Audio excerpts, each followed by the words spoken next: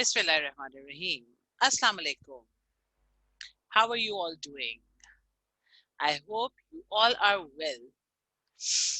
My dear students, yesterday we did about the importance of forest, and today we are going to proceed further.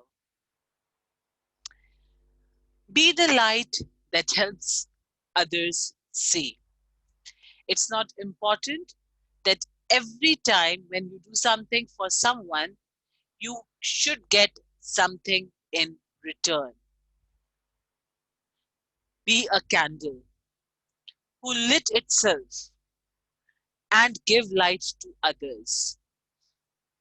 Be someone who just help without wishing the return.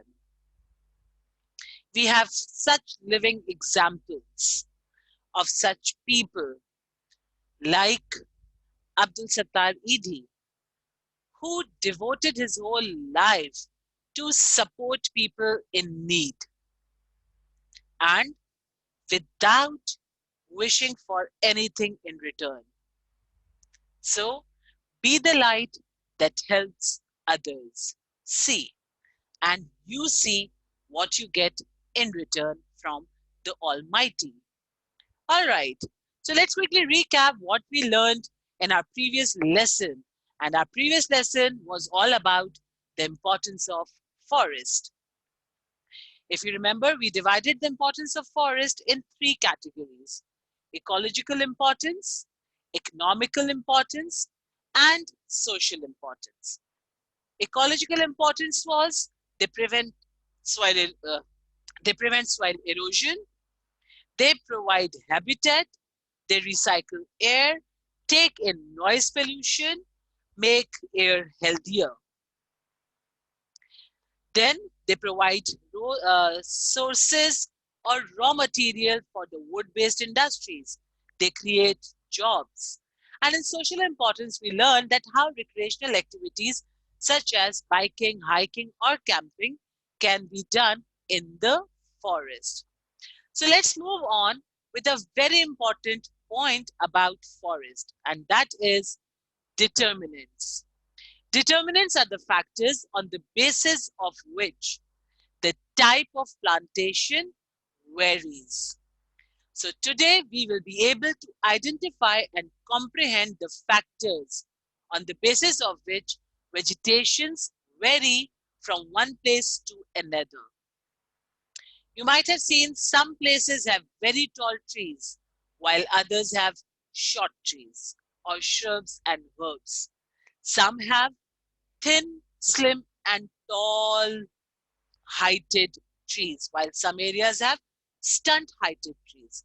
There are some reasons behind it, some factors behind it, and these factors are called determinants. The density and type of forest are closely related to the following factors: amount of rainfall, that is precipitation, aridity, the dryness in the air, temperature, how hot or cold is the place, altitude, at what height is the vegetation growing, and type of soil. What type of soil is it? Is it clay or loamy? Is it alluvial or dry? These all factors play a vital role in the growth of a vegetation and its type. So let's begin with the first one, which is altitude. At a height of 4,000 to 4,500 meters, alpine forests are found.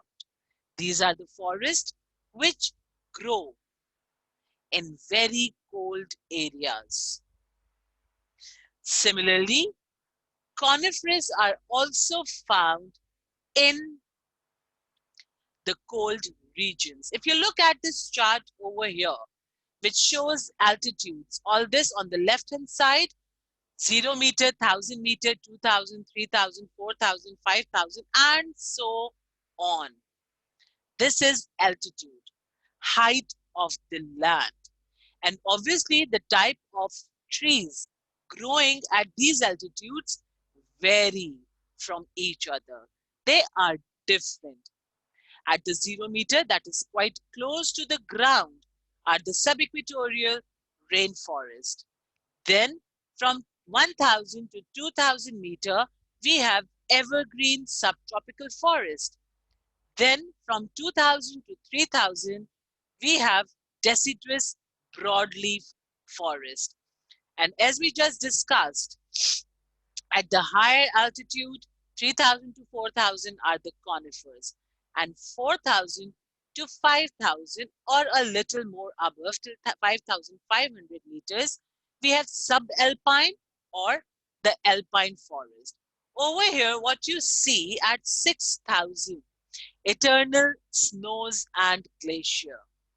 This is called tree line. Above 5000 meter is the tree line where no plants are able to grow.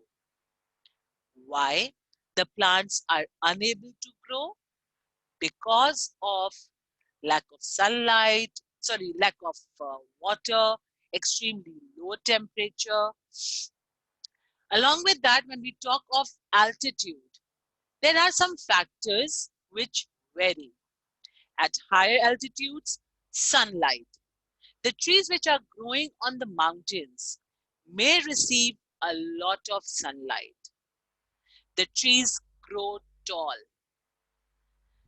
as compared to the trees which are growing at the lower elevation, at lower altitude. The trees on the mountains receive short wave sunlights or short wave radiations.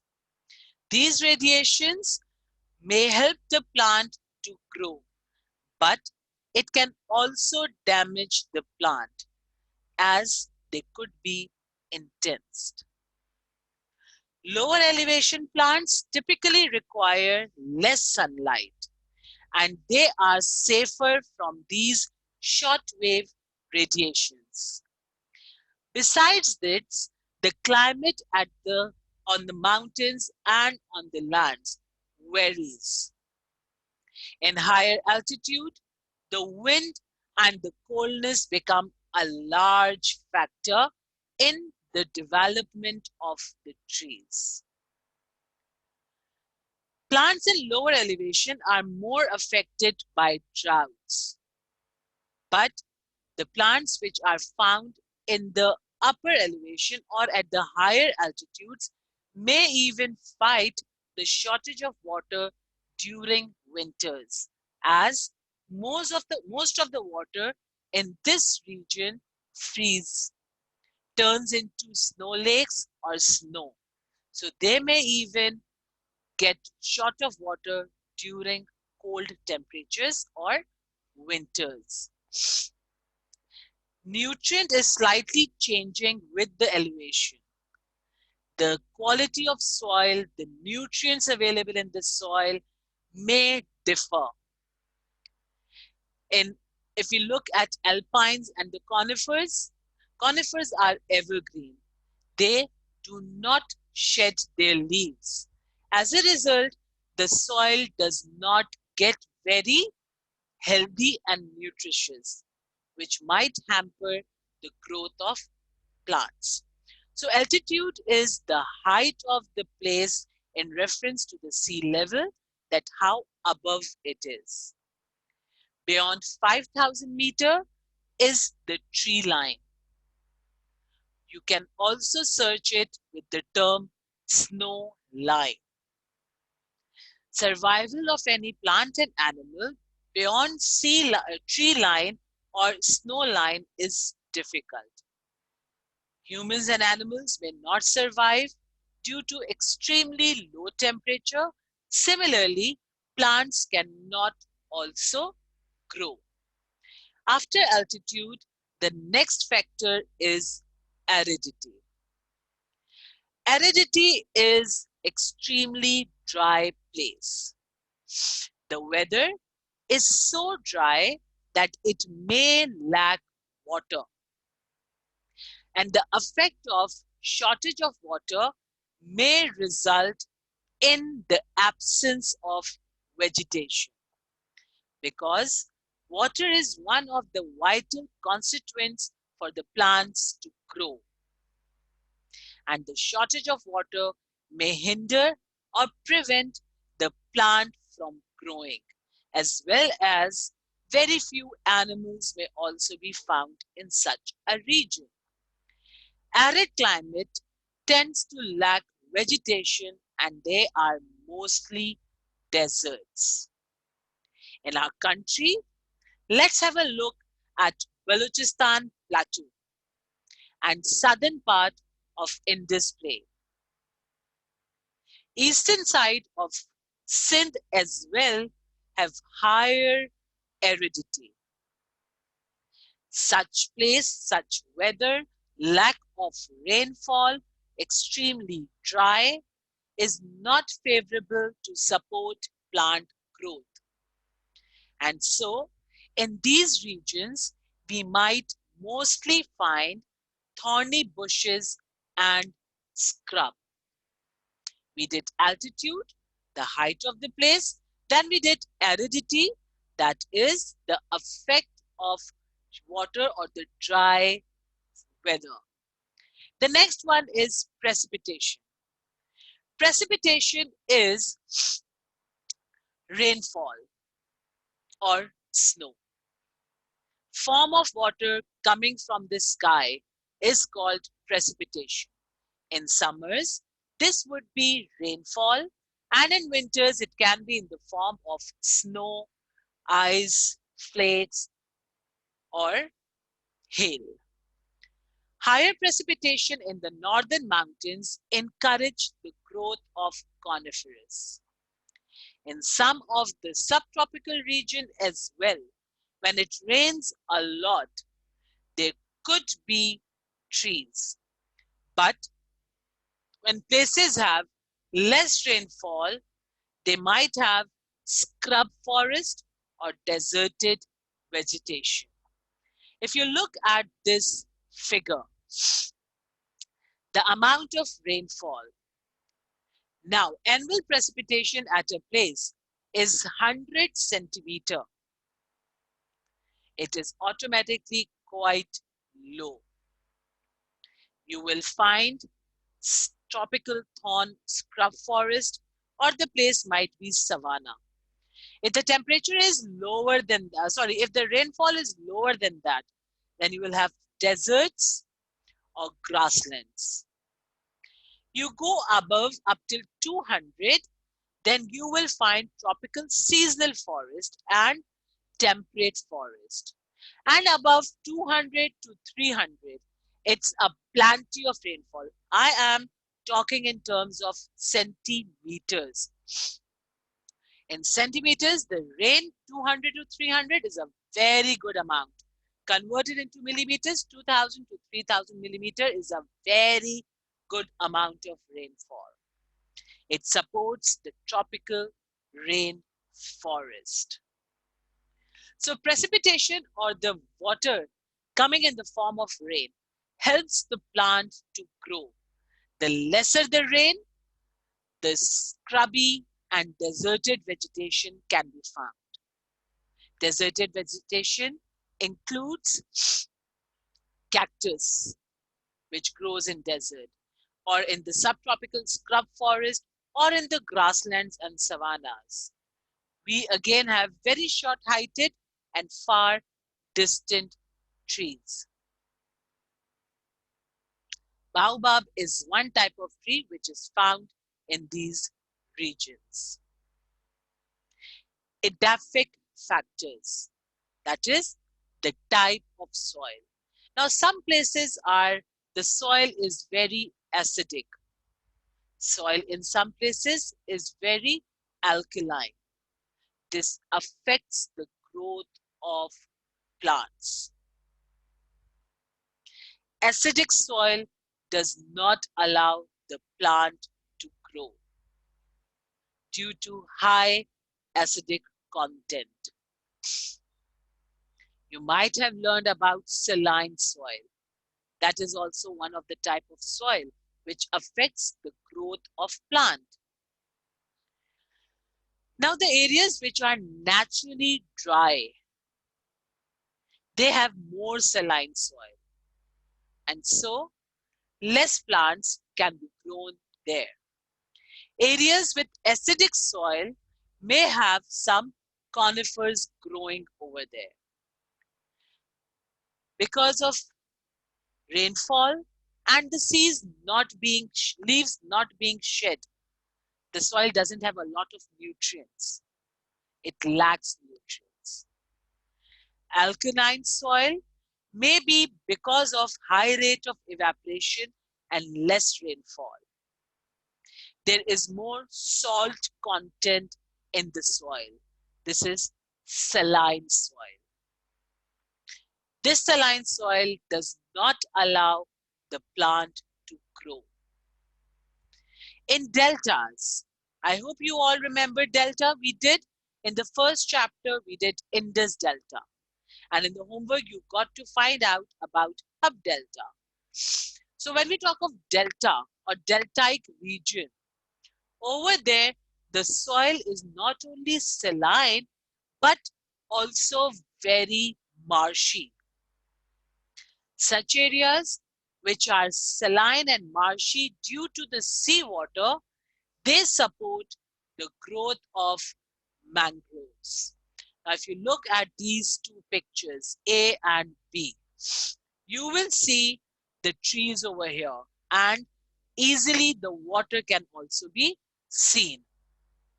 So in this situation, mangroves grow. Mangroves are those types of trees which can easily survive in the salty water, in the sea water. Whereas if you look at these two pictures, the land seems to be very dry, rocky, and you can only see small shrubs growing at distance. This is because of the high level of acidity or alkaline, salt. So we did aridity, that which is the dryness. We did precipitation, that is rainfall. And then we did altitude, the height of a place. Now let's move on and see how does temperature affect the growth of a plant.